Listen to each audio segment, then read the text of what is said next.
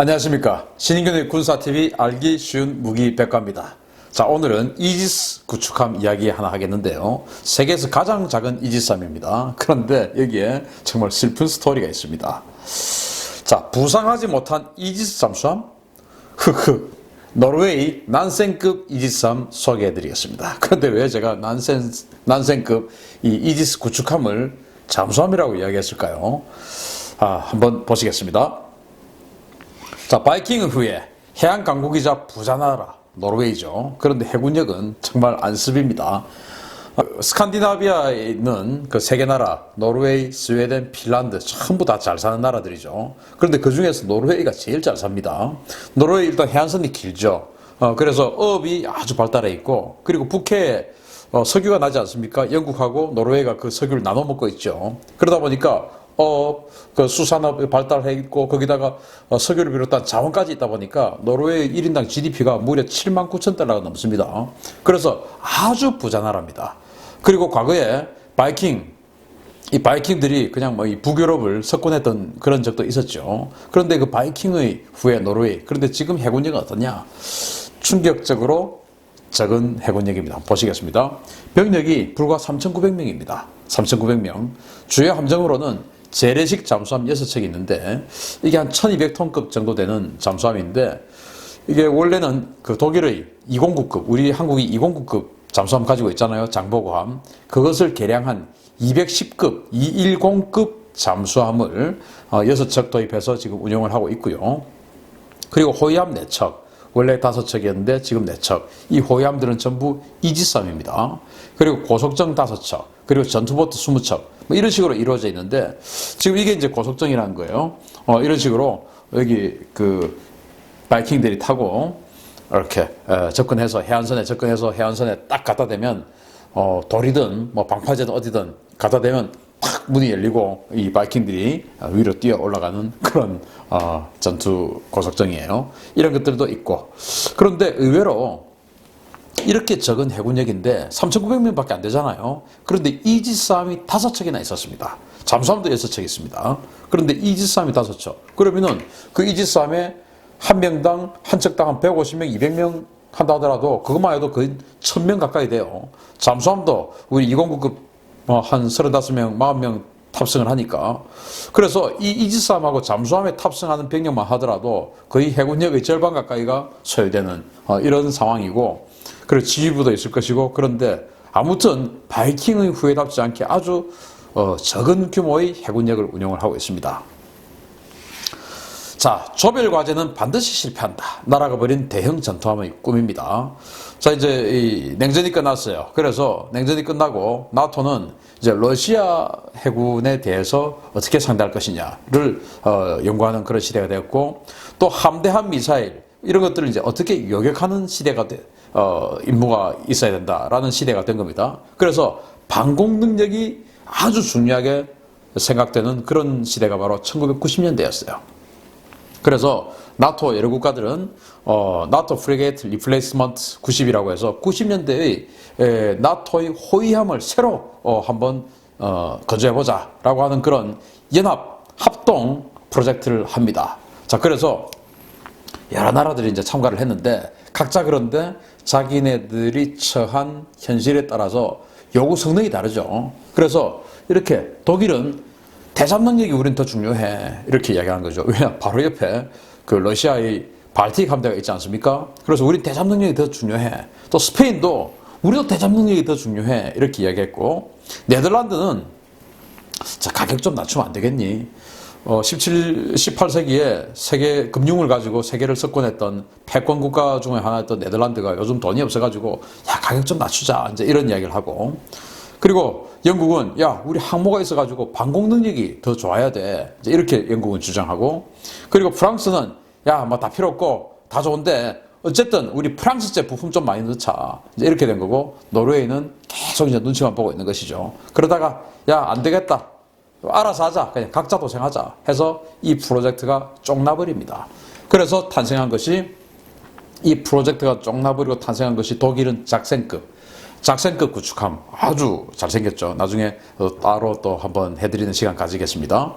그리고 이 네덜란드는 돈이 없어서 그냥 말아버리고, 영국은 타입 45 데어링급 정말 또 멋진 지금 구축함이고, 지금 현재 그 호르무즈 해협에 가 있죠. 생긴 거 보면 정말 잘생겼다. 이야, 멋지다 싶고, 방공 능력으로는 이지스함에 꿀리지 않는다. 우리가 더 낫다. 이제 이렇게 이야기할 정도로 강한 그런 방공 능력을 가진 데어링급 구축함.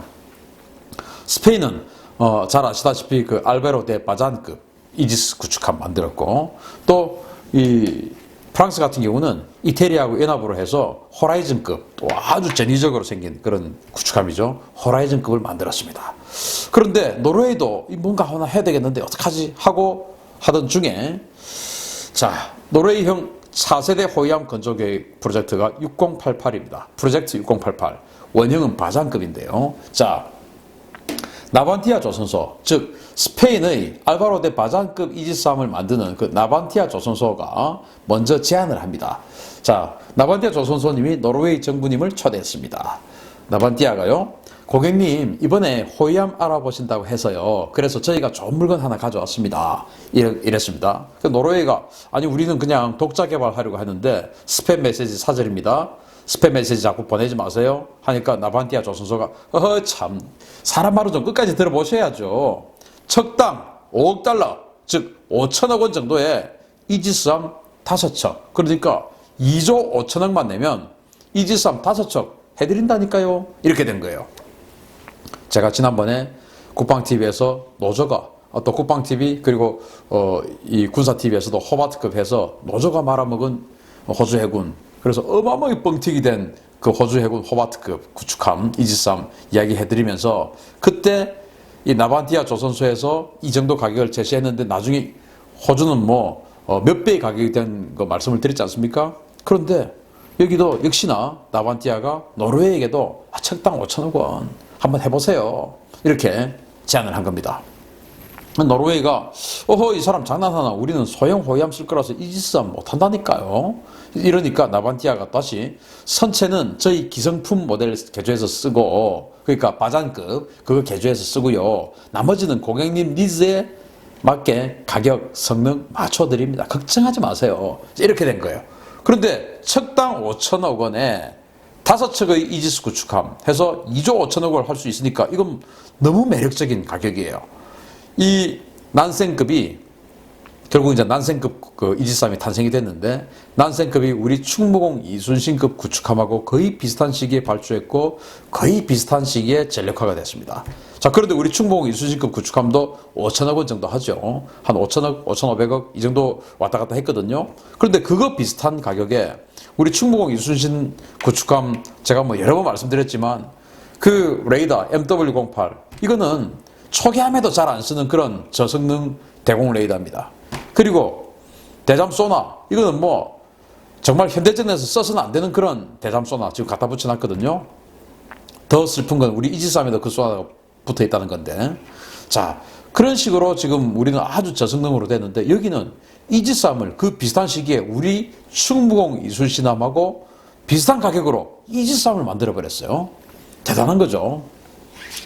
그 비밀은 바로 나반티아가 제시한 미니 이지스 스파이원 F입니다. 우리 충무공 이순신 구축함 사업할 때도 이 스파이원 F 이야기가 있었는데 우리는 안 했어요. 지금 생각하면 한 1,000억 정도만 더 썼으면 이런 거 할 수 있지 않았을까. 그러면 정말 멋진 군함이 지금 됐을 텐데 라는 정말 참 뼈아픈 아쉬운 마음을 저는 가지고 있는데, 저야 뭐 그때는 아무것도 아닌 사람이었고 지금도 마찬가지지만 하여튼 그렇습니다. 자, 스파이원, 그러니까 이지스 레이더의 계보가 이렇습니다. 일단 스파이원 레이더가 나와요. 이게 타이콘 데로가급 이지스 순양함 1번함에서부터 6번함까지 스파이원 레이더를 씁니다. 그리고는 그것을 이제 개량해서 스파이원 B형이 나옵니다. 그래서 타이콘 데로가급 7번함부터 스파이원 B를 써요. 그리고 알레이버크급 이지스 구축함이 미국에서도 나오죠. 그것은 스파이원 D를 씁니다. 그러다가 스파이원 D의 출력을 강화시킨 스파이원 D V 버전이 나옵니다. 우리 한국 이지스함 세종대왕함은 바로 이 스파이원 D V 버전이에요. 그 중에서도 베이스라인 7.1 버전인데, 이게 안테나 직경이 3.7m, 그리고 팔각형 안에 들어가 있는 위상 배열 이지스 그 소자 숫자가 4,350개입니다. 그리고 뭐 SM2, ESSM 뭐 이런 것들을 이제 쏠 수 있고요. 전천후 능력 다 되고요. 이제 이러는데 이것을 작게 만든 게 스파이원 F예요. 그래서 호위함에 만드세요. 이거는 구축함에 하시고 이거는 호위함에 하세요. 라고 록히드 마틴이 만들었어요. 이거는 직경이 2.4m입니다. 그리고 소자 숫자가 1856개. 그러니까 한 40% 정도밖에 안 되죠. 그리고 또 있습니다. 스파이원 K. 이것은 더 작아요. 이건 초계함에 갖다 붙이세요. 해가지고 안테나 직경이 1.7m 그리고 소자 숫자는 912개. 그래서 우리 충무공 이순신함에 스파이원 F가 안 되더라도 스파이원 K 정도라도 했었으면 어땠을까 라는 그런 아쉬움을 저는 참 많이 해봅니다. 자, 그래서 이 난센급은 이 스파이원 F를 갖다 붙이게 됩니다. 가격이 싸니까요. 그래서 스파이원, 그러니까 이 난센급의 원형인 스페인의 바장급은 스파이원 델타, 우리하고 똑같은 스파이원 델타 V 버전을 했지만 이것을 확 다운시켜서 이 난센급은 스파이원 F를 갖다 놨습니다. 그래서 만재 배수량은 불과 5,290톤에 불과합니다. 우리 충무공 이순신함이 만재 배수량이 5,500톤 정도 되니까 그보다 살짝 작아요. 길이가 134m, 우리 충무공 이순신함이 150m니까 우리 이순신함보다 16m나 짧아요. 근데 폭이 넓죠. 그래서 좀 길이가 짧고 좀 통통한 그런 스타일이에요. 그런데 이제 우리 충무공 이순신함에 MK41, 마크 41 VLS 수직 발사기가 우리는 32개가 있는데 여기는 8개 또는 16개를 갖다 붙였고 여기에 SM2는 운영하지 않고 오직 ESSM. ESSM은 SM2 들어가는 그 수직 발사관 하나에 ESSM을 4발을 넣습니다. SM2는 사정거리가 150km 정도 되는 함대공 미사일인데 ESSM은 한 40km, 50km 정도 되는 중단거리 미사일인데 훨씬 기동 성능은 더 좋아요. 그래서 이 ESSM을 수직 발사관이 8개면은 48이 32, ESSM 32발을 집어넣을 수가 있고 16개짜리 버전이면은 64발의 ESSM을 집어넣는 거예요. 그렇게 해서 이제 대공 능력을 가지게 되고 함포는 76mm 함포입니다. 우리 충무공 이순신함이나 세종대왕함은 127mm 함포죠. 이건 76mm 함포. 그리고 NSM 대한미사일 8발이 있는데 바로 이게 이제 사각형처럼 생긴 이 미사일이에요.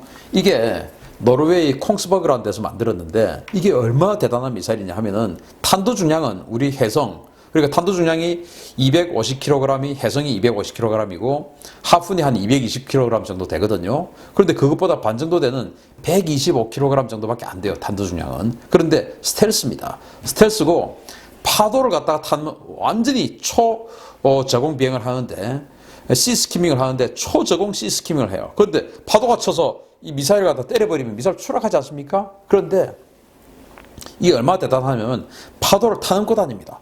파도가 치는 것을 보고 파도의 미래 위치를 계산해요. 그래서 파도가 저기서 이렇게 치니까 아, 내가 여기 나를 때쯤은 난 이렇게 해야 되겠다. 그래서 이렇게 파도를 타는 것 아닙니다. 그리고 스텔스니까 저게 안 보이죠. 그래서 지금 미국은 차세대 미국의 미 해군의 대한 미사일을 바로 이 NSM을 가지고 가서 미국이 개조해서 씁니다. 거의 뭐 개조는 별로 안 했다고 그래요. 그래서 JSM이라고 해서 쓰고요. 그것을 F-35에도 장착을 해서 F-35에 장착하는 공대함 미사일로도 씁니다. 그래서 이런 아주 진보한 그런 미사일들 우리도 얼마든지 개발할 수 있을 것 같은데 좀 해성을 개발한 지 얼마 안 됐지만 다시 또 이런 스텔스 대한 미사일을 빨리 개발하는 게 좋겠다라는 생각을 해봅니다. 자, 이 프리초프 난센이라는 사람은요, 난센급 아닙니까? 우리도 충무공 이순신급. 그러면은 충무공 이순신이라는 그 클래스의 군함은 6척이 있지 않습니까? 그런데 그 중에서 1번 하면 충무공 이순신이라는 이름은 대단히 중요하죠. 왜? 그 6척, 나머지 이름은 몰라도 충무공 이순신 클래스라는 것은 전 세계 어디 가도 아니까. 저 같은 경우도 난센급이라고는 알지만 그 난센급에 있는 나머지 4척의 군함 이름은 저는 잘 모르거든요. 그렇듯이 이 네임십이라는 것이 굉장히 중요합니다. 그래서 당연히 이 프리초프 난센도 우리는 잘 모르지만 노르웨이에서는 대단한 인물인데 발음이 프리드쇼프 난센, 프리초프, 이렇게 여러 가지 발음이 있는데, 어쨌든 저는 프리초프라고 읽을게요. 프리초프 난센이라는 이 분은 1861년도부터 1930년까지 살았던 사람인데, 탐험가예요. 그리고 나중에는 정치인이에요. 그래서, 북극 항로를 개척한 노르웨이로서는 아주 추앙받는 그런 탐험가이자 정치인이고, 나중에 노벨 평화상까지 받았던 사람입니다. 그 이름을 지금 차용해서 씁니다. 자, 이렇게 해서 생긴 거 딱 봐도 멋지게 생긴 이 군함을 5천억 원 가량의, 당시 물가로는 5천억 원 가량의 납품을 받았어요. 대단한 거죠. 자, 대잡 능력이 뛰어난 가성비 최강의 이지스함이 바로 난센급입니다. 일단 스파이원 F 위상 배열, 이지스 위상 배열 레이더를 탑재했는데 한 320에서 370km를 탐지를 하고요. 동시 교전은 12개와 동시 교전합니다. 우리 세종대왕 하면 18개와 동시 교전하는데 여기도 12개하고 동시 교전해서 격추시킬 수 있는 능력을 가지고 있고요. 마크 41 수직 발사관을 지금 8개 또는 16개를 장착을 해놓고 있는데 이것은 증설 가능합니다. 왜냐? 이 배의 원형, 이 선체를 그대로 쓰고 있는 원형인 스페인의 바잔급 같은 경우가 48개의 MK41 VLS를 장착을 하고 있으니까 여기도 얼마든지 나중에 확장할 수 있는 공간이 있습니다. 왜? 그 배를 그대로 갖다 썼으니까. 그리고 이제 NSM 함대함 미사일 아까 말씀을 드렸고, 자, 여기에 우리보다 훨씬 낫다라고 말씀드릴 수 있는 게 바로 이 소나들입니다. 뒤에 카파스라고 하는 이 저주파 예인 소나가 있는데 멀리 있는 거는 이 저주파 예인 소나를 이제 그 소나를 달고 줄에다가 매달고 뒤로 이제 끌고 다니는 건데요. 멀리 있는 것은 이 저주파 예인 소나를 통해서 탐색을 하고, 가까이 있는 것은 이 함수에 있는 고주파 소나 MRS 2000 고주파 소나를 가지고 가까이 있는 것은 탐색을 하는데 이 성능이 아주 좋다라고 합니다. 그리고 대잠 헬기는 우리는 조그만 링스 싣고 다니는데 여기는 아주 대형 헬기죠. NH90 그것의 대잠형 버전을 싣고 다니면서 대잠 능력이 탁월한 그런 군함이다. 그러면은 왜 대잠 능력이 탁월하냐? 바로 이 노르웨이가 스칸디나비아 반도를 이렇게 한 바퀴 감아 돌죠. 그런데 그 끝단에 북극 쪽에 뭐가 있냐? 바로 얼마 전에 러시아의 핵미사일 폭발했던 데 있지 않습니까? 세베로도빈스크 그 해군 기지가 있는데 거기가 바로 잠수함이 많이 있는 기지예요. 그쪽에서 잠수함을 타고 러시아 해군이 나오죠. 그리고 북극 항로를 봉쇄한다든지 아니면 북해 쪽으로 나오죠. 그런 것들을 감시하기 위해서 노르웨이가 대잠 능력이 탁월한 이 난센급들을 바로 발틱해 쪽에서 운용하지 않고 그 북해 쪽에서 운용을 하면서 러시아의 잠수함들을 탐지하는 그런 역할을 나토에서 하고 있는 그런 구축함들입니다. 자, 해보니까 난센급이 너무 좋아요. 그래서 노르웨이는 5척을 발주했고, 자, 이렇게 움직이고 있으니까 너무 멋있죠. 흐뭇한 겁니다. 3,900명밖에 없는 해군에서 이렇게 멋진 이지스 군함을 5척이나 운영을 하면서 쫙 항진을 시키니까 폼이 그냥 정말 제대로 나는 것이죠. 그래서 5척을 운영하고 있었습니다. 그런데 말이죠. 아니, 이거 뭡니까? 이지스 잠수함? 제가 제목을 부상하지 못한 잠수함, 이지스 잠수함이라고 했는데 사고가 나버렸습니다. 바로 작년 2018년 11월 18일이죠. 여러분들 아마 제 이 신인균의 국방TV, 군사TV 말고 국방TV가 2018년 10월 1일 날 첫 방송을 시작했는데 국방TV 초창기 시청자 회원 여러분들께서는 아마 기억하실 거예요. 2018년 11월 달에 미국과 나토가 노르웨이 일원에서 트라이던트 정처라고 하는 대규모 군사훈련을 했습니다. 그때 이 난센급 하나가 사고가 나서 침몰해버렸습니다. 보십시오. 침몰했는데 근데 아주 어이없게 사고가 났습니다. 어떻게 사고가 났냐? 이제 훈련을 하기 위해서 출항을 합니다. 출항을 해서 이렇게 나오는데 큰 화물선 하나가 이 배의 뒷부분을 살짝 탁 박아버립니다. 그래가지고 이 배가 쓱 기울어 버렸어요. 기울어서 아직 침몰하지 않고 버티고 있습니다. 이렇게 그냥 기울어 있어요, 지금. 그런 상태였습니다. 그것을 이제 당연히 바로잡아서 끌고 와야 되겠죠. 그런 사고가 나버렸습니다. 그런데 어떻게 됐냐? 이렇게 돼버렸습니다. 왜? 조치를 제대로 못했으니까 이렇게 된 겁니다. 자, 보시겠습니다. 이것을 위에서 본 장면이 어떤 장면인지 얼마나 참 황당한지. 이겁니다. 야, 이건 무슨 하와이에 있는 전남 미주리도 아니고 위에서 지금 보니까 배가 지금 다 보여요. 너무나 지금 황당하지 않습니까? 그런데 마스트, 즉 그 이지스 레이더에 있는 부분은 높이 달려 있으니까 그것은 지금 아주 얕은 바다에 빠진 것 같아요. 그래서 마스트는 밖에 나와 있고 배의 선체는 지금 밑에 들어가서 물이 맑으니까 다 보이는 거예요. 이렇게 지금 침몰해 버렸습니다. 이게 왜 이렇게 됐냐?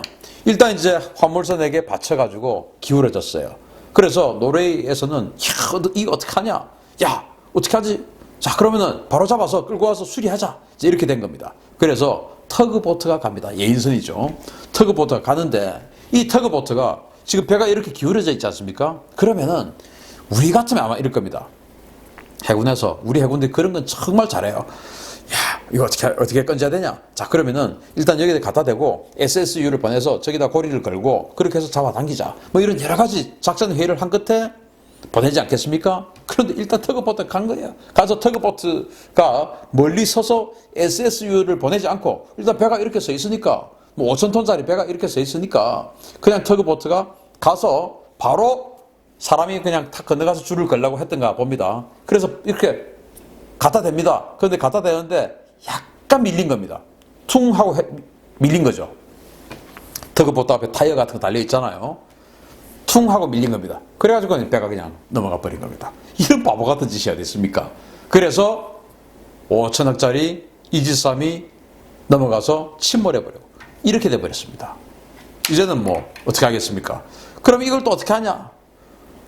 건지자, 놔두자, 건지자. 그럼 건지면 어떻게 건지냐? 온갖 갑론을박하다가 결국 건지기로 작정을 합니다. 그래서 건졌습니다. 보시겠습니다. 건졌더니 이렇게 됐습니다.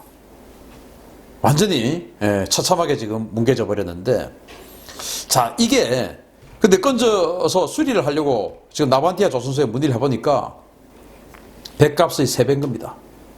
예상 수리 견적이 건조비의 3배. 결국 포기합니다. 그래서 안 되겠다. 그냥 3배 한 개 그냥 추가로 더 사자. 이제 이렇게 된 상황으로 지금 마무리가 됐어요. 1년 만에. 자, 저는 여기서 뭘 말씀을 드리려고 하냐면은 미국도 이란 앞에서 그 테러를 당해가지고 이지스함 한 척이 그냥 배가 구멍이 뚫렸어요. 그리고 싱가포르 앞바다 뭐 이런 데서 화물선에게 받쳐가지고 그 피츠제럴드함 이지스함이죠. 7함대. 그리고 존 S 맥케인함 이런 것들이 받쳐가지고 거의 대파됐어요.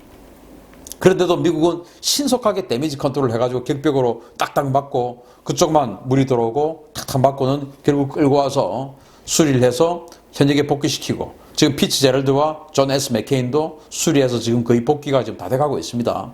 그런 식으로 돌발적인 상황에 따라서 미 해군은 다 그냥 수리해가지고 복구하고 더 이상 침몰하지 않게끔 더 이상 넘어가지 않게끔 이렇게 조치를 다 한 거예요. 그런데 노르웨이는 그렇게 못했죠. 그게 왜냐? 평소에 훈련이 안 돼 있기 때문이었습니다.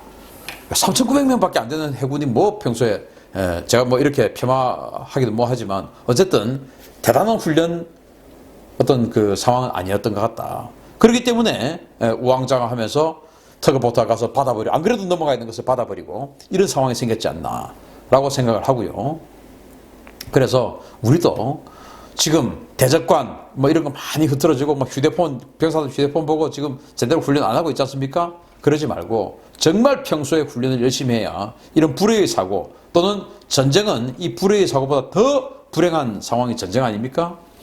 그랬을 때 우왕좌왕하지 않고 더 큰 피해를 보지 않고 승리할 수 있습니다. 그래서 평소에 훈련을 아주 열심히 하는 군대가 되자라는 것을 이 난센급 이지스 구축함의 침몰 상황에서 교훈을 얻을 수 있었다라는 말씀을 드리고 어쨌든 바이킹 후에 그리고 가장 잘 사는 나라 중에 하나인 노르웨이가 사실은 지금은 해군력이 아주 규모가 작다.